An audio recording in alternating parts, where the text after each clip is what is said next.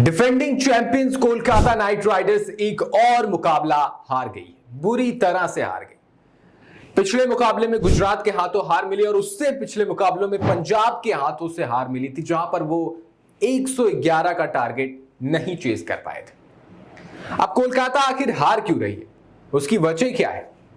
वजह यह है कि जो बाकी टीमें स्ट्रेटजी बनाती हैं तो बनाती हैं कि कैसे खेलना है, इस ओवर में कैसे खेलना है, कौन सा बैट्समैन कब जाएगा, बॉलर कौन सा होगा, स्पिनर, फास्ट बॉलर, ये सब स्ट्रेटजी बनाती है। कोलकाता वालों की स्ट्रेटजी क्या होती है कि देखो, लेफ्ट राइट कॉम्बिनेशन बरकरार रखेंगे, मैच जीत जाएंगे। अरे वो पिछले साल गौतम गंभीर करते थे, लेकिन गौतम गंभीर ने ट्रॉफी सिर्फ लेफ्ट राइट कॉम्बिनेशन करके नहीं जिता दी थी। आपको समझना पड़ेगा कि उस टीम से कितने खिलाड़ी गायब हैं।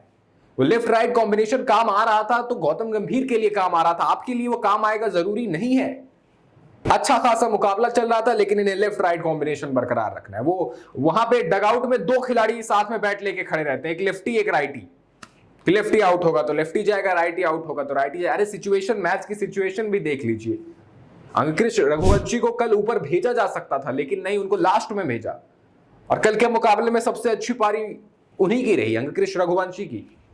भले ही अजिंक्य रहाणे ने 50 रन बनाए थे, लेकिन अगर आप 199 चेस कर रहे हैं, आप 36 में 50 बनाएंगे तो जरूरी नहीं है कि ये पारी अच्छी पारी कही जाए।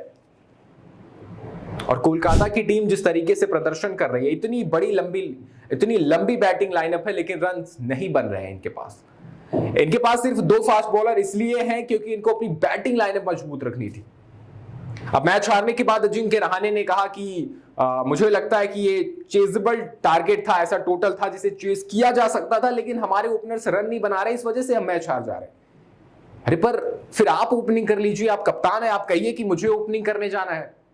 और ओपनर्स की गलती कैसे हो सकती है? आपने सुनील नारायण को ओपनिंग करने के लिए भेजा है, तो ये बात तो जाहिर है, जग जाहिर है ये बात कि अगर सुनील नारायण जा रहे हैं तो फिर वो चला तो तीर नहीं तो तुक्का वाली बात है। चल गए तो ठीक है, नहीं तो आपके ओपनर्स में से एक विकेट तो जल्दी गिर ही जाना है। और इतनी लंबी बैटिंग लाइनअप किस काम की, अगर आप यही कहें कि सारी गलती ओपनर्स की है? आपके पास सिर्फ दो फास्ट बॉलर्स हैं। और रही बात ओपनर्स की, तो आपने फिल सॉल्ट को जाने दिया, श्रेयस अय्यर आपके पास है नहीं, मिचेल स्टार्क को आपने जाने दिया। और फिल सॉल्ट के पीछे तो जा सकते थे ना, अगर 23 करोड़ गए अय्यर के लिए तो फिल सॉल्ट के लिए जा सकते थे ना, ये जानते हुए कि ओपनिंग अच्छी चाहिए, लेकिन नहीं गए। तो अब आप ओपनर्स हैं, क्विंटन डिकॉक हैं, गुरबाज हैं, बहुत सारे खिलाड़ी हैं। जितनी लंबी बैटिंग लाइनअप है, उसमें ये कहना कि ओपनर्स की वजह से मैच हार रहे हैं, ये तो जस्टिफाई नहीं करता आपकी हार को। आपकी हार किसी भी कीमत पर जस्टिफाई नहीं की जा सकती। पंजाब से आप 111 रन पे हार गए, वहां पे ऐसे खेल रहे थे जैसे 200 चेज करना है। आज 200 चेज करना था तो ऐसे खेल रहे थे जैसे 111 चेज करना है।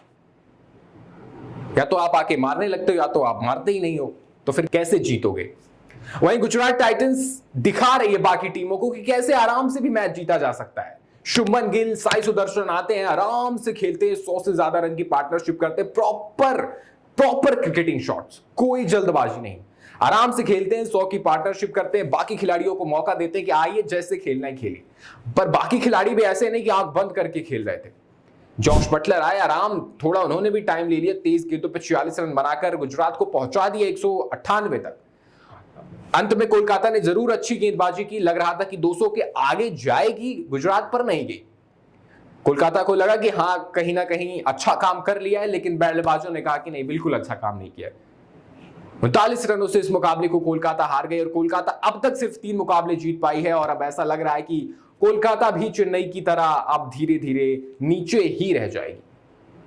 कोलकाता को अब चुभ रहा होगा, वो फिल सॉल्ट का जाने देना, वो मिचेल स्टार्क का जाने देना, वो अय्यर का चले जाना, वो गौतम गंभीर का ना होना, बहुत कुछ चुभ रहा होगा कोलकाता नाइट राइडर्स को, क्योंकि वो डिफेंडिंग चैंपियंस है। और डिफेंडिंग चैंपियन इस तरह से मैच के लिए 111 डिफेंड ना कर पाए, जब लगे कि 199 चेज हो सकता है तब चेज ना कर पाए। कुल मिला जुला के 3 से 4 मुकाबले कोलकाता ऐसे हारी है जहां पर वो जीत सकते थे पर नहीं जीते। वहीं गुजरात कमाल की फॉर्म में है, उनकी गेंदबाजी तो बेहतरीन है, स्पिनर्स उनके पास है, fast bowler, proper fast bowler उनके पास है, फील्डर्स अच्छे उनके पास है, अच्छे बैट्समैन उनके पास है। जब ऑक्शन हुआ था तो लोगों ने कहा था कि मिडिल ऑर्डर थोड़ा कंसर्न है गुजरात के लिए, लेकिन उनके टॉप ऑर्डर ने कहा जरूरत ही नहीं पड़ेगी, कोई जरूरत नहीं हमें मिडिल ऑर्डर की, हम ऊपर से ही संभाल लेंगे। और गुजरात अब टॉप पे है और ऐसा लग रहा है कि वो टॉप पे रह जाएगी एक बार फिर वो खेलेगी फाइनल गुजरात की टीम। जब शुरू हुआ था टूर्नामेंट तो लग रहा था कि गुजरात जीतेगी कैसे, अब ऐसा लग रहा है कि गुजरात को हराएं कैसे। अगर ये पहले बल्लेबाजी करने आते हैं तो 190 198 बना दे रहे हैं, चेज करने आ रहे हैं तो आराम से चेज कर ले रहे हैं, 7 विकेट से 6 विकेट से आराम से मैच जीत जा रहे हैं। इनको हराएं कैसे, क्योंकि कमाल के फॉर्म में है गुजरात टाइटंस।